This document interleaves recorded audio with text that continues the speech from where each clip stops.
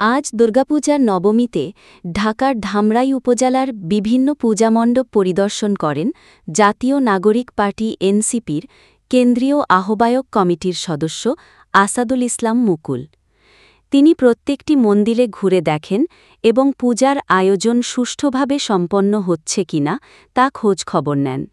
পাশাপাশি স্থানীয়দের সঙ্গে কথা বলে কোনো অসুবিধা বা সমস্যা রয়েছে কিনা সেটিও খতিয়ে দেখেন।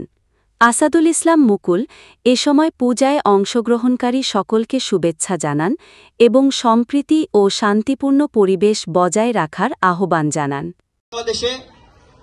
বাংলাদেশটা আসলে সকল শ্রেণী পেশার সকল ধর্মের মানুষের জন্য একটা নির্দিষ্ট প্ল্যাটফর্ম, যেখানে থাকবে না কোনো ভেদাভেদ, যেখানে আমি চাই না সেখানে তৈরি হোক ধর্মের নামে কোনো ভেদাভেদ।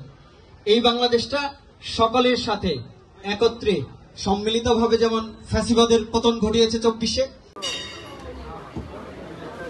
প্রথমেই ধন্যবাদ জানাচ্ছি দাদাকে এত সুন্দর করে উপস্থাপন করার জন্য। আসলে যে গুণে গুণান্বিত করতে চাইলেন, আমি অত বড় হয়ে উঠিনি এখন আসলে। আর প্রথমেই জাতীয় নাগরিক পার্টির কেন্দ্রীয় কমিটির আহ্বায়ক নাহিদ ইসলাম এবং সদস্য সচিব আক্তার হোসেনের পক্ষ থেকে এই পূজা উদযাপন কমিটির দায়িত্বরত যারা আছেন প্রত্যেককেই জানাই অন্তরের অন্তঃস্থল থেকে ভালোবাসা এবং শুভকামনা, যাতে আপনাদের দুর্গোৎসবটি সুন্দরভাবে সম্পন্ন হয়। তো যে বিষয়টা আসলে আমাদের উত্থান সম্পর্কে দাদা বলে গেছেন যে জুলাই বিপ্লব, আসলে এই জুলাই বিপ্লবটা কেন আমাদের দরকার হয়েছে তার অধিকারটা নিশ্চিত করার জন্য জাতীয় নাগরিক পার্টি কাজ করে যাচ্ছে সমগ্র বাংলাদেশে।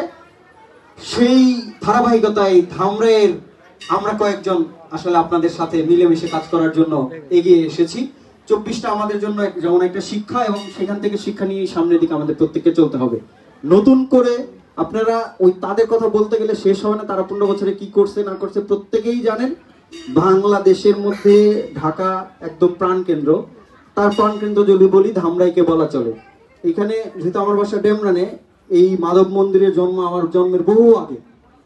তো ধামরাইয়ের বিভিন্ন অঞ্চলে যাওয়ার সুযোগ হয়েছে এই গত কয়েকদিনে, বা পূজা কেন্দ্রিক বিভিন্ন বিষয় নিয়ে, বা আগেও যাচ্ছি। প্রত্যেকটা রাস্তাঘাট যেখানে যাচ্ছি সেখানকার যে বেহাল দশা দেখলেই বোঝা যায় যে ধামরাইয়ের মানুষ আসলে কিভাবে বঞ্চনার শিকার হয়েছে। এই দীর্ঘ 53 বছরেই আমরা বঞ্চনার শিকার। ঢাকা জেলার একদম প্রাণের একটা উপজেলা ধামরাই হিসেবে আমাদের যে পরিমাণ ডেভেলপ, ধর্মের দোহাই দিয়ে দুই সম্প্রদায়ের মানুষের মধ্যে হানাহানি তৈরি করে দেয়। এই সুযোগটা নতুন করে আর বাংলাদেশে দেওয়া যাবে না। যারা আমাদেরকে ক্লাস নিয়েছে 53 বছর, তারা একটা ভেদাভেদ তৈরি করেছে সংখ্যাগুরু আর সংখ্যালঘু। এইটা ডেডলাইন 5 তারিখে হয়ে গেছে। কোনো সংখ্যালঘু আর সংখ্যাগুরু নাই, সবাই এখানে সমান। এখানে হিন্দুরও যতটুকু অধিকার আছে, মুসলমানেরও ততটুকু আছে, বৌদ্ধেরও আছে, খ্রিস্টানেরও আছে, উপজাতিরও আছে। প্রত্যেকেরই বাংলাদেশ, আর প্রত্যেকেই বাংলাদেশের নাগরিক। তার জায়গা থেকে সে যতটুকু অধিকার পাওয়ার দরকার তাকে সেইটুকু অধিকার দিতে হবে এবং সেই অধিকার নিশ্চিত করতে হবে। সবার সুস্বাস্থ্য দীর্ঘায়ু কামনা করছি। বিশেষ করে দাদা দীর্ঘ সময় এখানে দায়িত্ব আছেন, দাদাকে স্পেশালি ধন্যবাদ।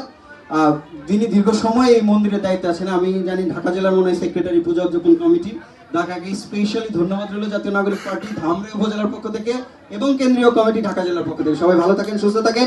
ইনকিলাব জিন্দাবাদ, জাতীয় নাগরিক পার্টি জিন্দাবাদ।